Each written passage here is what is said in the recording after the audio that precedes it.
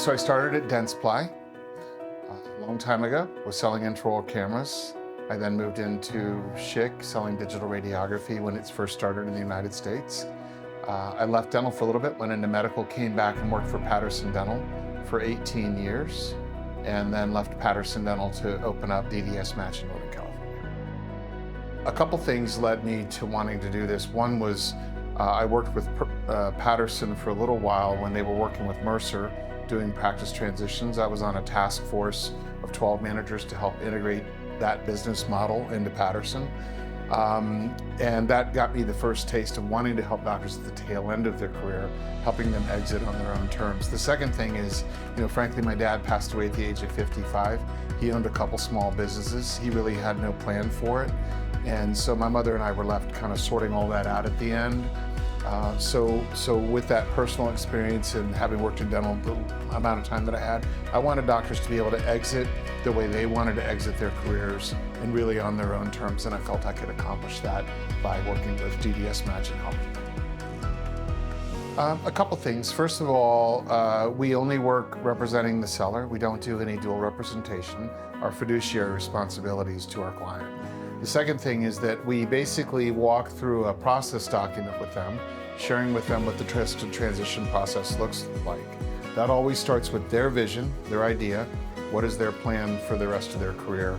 One of the big differentiators for us, though, is that we use a third-party business valuation process with Blue & Company, and so that creates a very fair and substantiated value for the practice that helps result in less negotiation on the back end.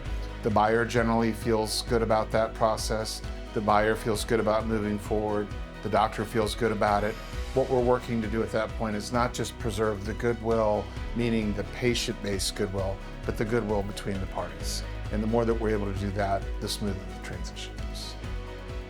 So my first doctor had a building that he had built from the ground up. It was very nice, and he had a very nice practice. He'd had a partner before, and that partner left, and it was just him.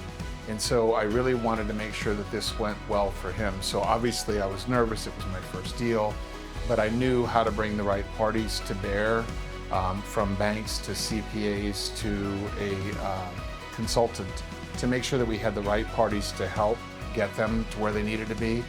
But complete and utter joy and satisfaction in knowing that we reached the goal line, that the doctor was more than thrilled with the buyer candidate. He was very happy with the offer. He was very happy with where we ended up. He wrote me a glowing referral, which I still use today. And the satisfaction that I got, obviously I made money on the sale, but it was really through the satisfaction that I saw in the eyes of my client.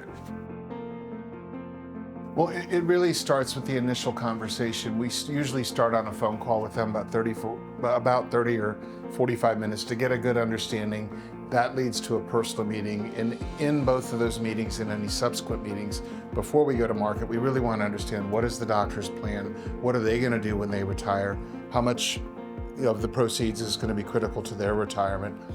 Beyond that, a lot of selling doctors are very careful for the staff that are going to be left behind and also for the patients. They want to make sure that that's a good fit between the buying doctor and the selling doctor so that there's care given to the staff who are going to remain on afterwards and also to the relationship that goes on with the patients. So my job above all else is to really execute the wishes of my client, to include if we're going too fast and they want to slow down, we slow down. To include if they want to go off market, they have a change of heart, we'll go off market. I will do what's right for my client to make sure we get them to where they want to be. As you said, it's a small market, it's a small business. Beyond caring for this personally, we certainly want to make sure that we have a good reputation in the industry. I think personally, I always want to highlight my own attributes and not try to tear down my competition, but what I would mainly tell a doctor is this, is that number one, I'm going to work for them. My fiduciary responsibility is to them. Number two, I'm going to care about them, about their staff, about their patient base. I want to execute the wishes that are in the best interest of the client above all else. As I said earlier, obviously we do this business, we get paid in this business, but that's not the driver for me.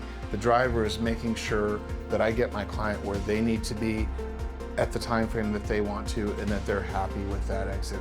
I hope that we'll stay friends to some level after they exit. That may or may not happen, but my goal is to keep that relationship in a position where they feel good about it, and if I see them a year or two down the road, we embrace, they're happy, and I feel good about it.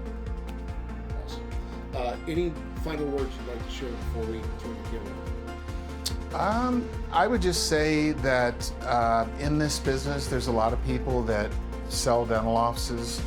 There aren't anybody else in the field that do it the way DDSmatch do. We have our average tenure, I believe, is 23 years in dental. We all know our markets. We're local.